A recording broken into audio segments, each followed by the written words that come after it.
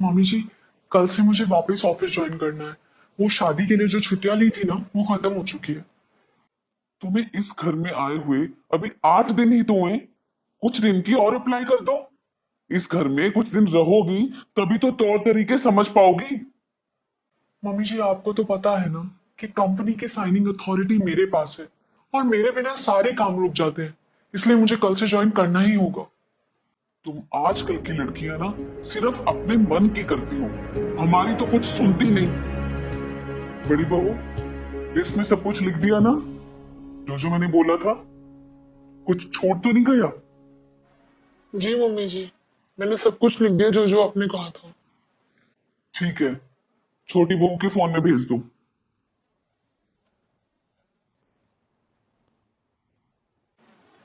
भेज दी मम्मी जी। मम्मी जी, घर के कामों की लिस्ट? मैं कुछ समझी नहीं। अब सारा दिन तो तुम घर में रहोगी नहीं। सुबह और शाम के सारे काम की लिस्ट है जो तुम्हें करने हैं।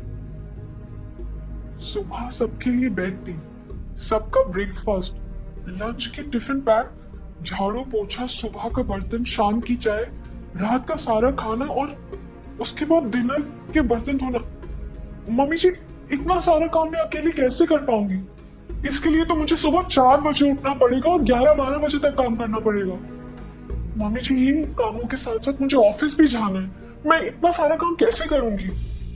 देखो, ये सारे काम तो तुम्हें ही करने पड़ेंगे। इसके लिए चाहे तुम सुबह जल्दी उठो, चाहे रात को देर से सो, बाकी काम तो बड़ी बहू कर लेगी ना।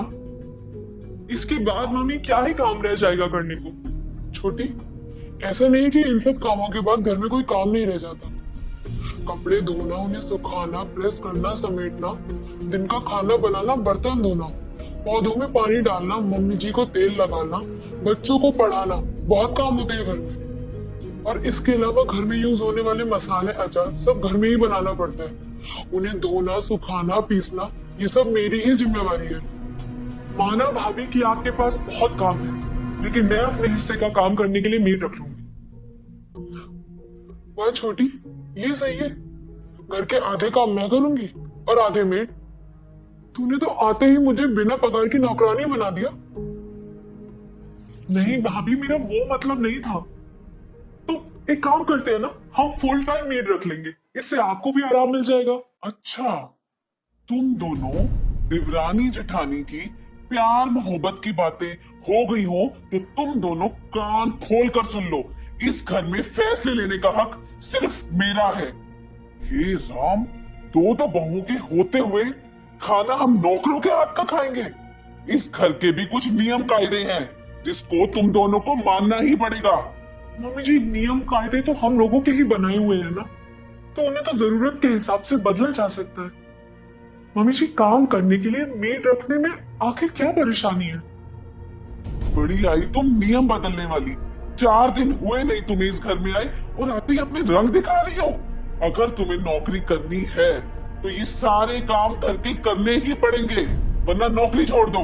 मम्मी जी, बड़ी मुश्किल से, बहुत मेहनत करके मैं इस मुकाम पर पहुंची हूँ, इसे कैसे छोड़ दूं?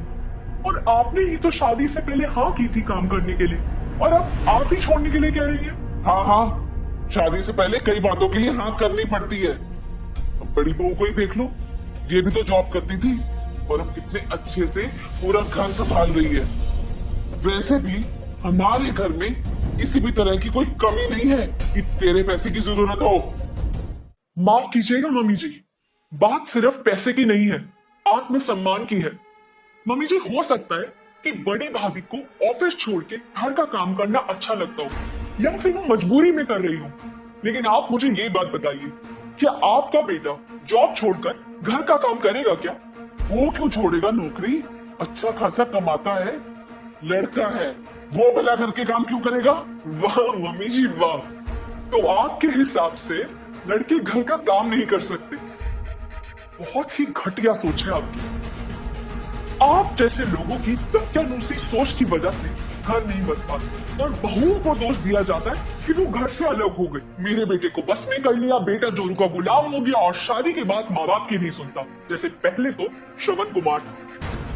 मम्मी, बहुओं में कमियां निकालने से पहले ना आप अपनी सोच को बदलो, क्योंकि कमियां ना बहुओं में नहीं होती, आप जैसी सासों में होती। कोई भी रिश्ता तभी निभ सकता है जब दोनों तरफ से कोशिश की जाए। तो बात रही मेरी नौकरी छोड़ने की, तो वो मैं हरगिज नहीं छोड़ूंगी। घर का जितना काम मुझसे हो पाएगा मैं करूंगी। और अगर आपको इतनी ही परेशानी है तो कंपनी की तरफ से रहने के लिए मुझे घर भी मिल जाएगा।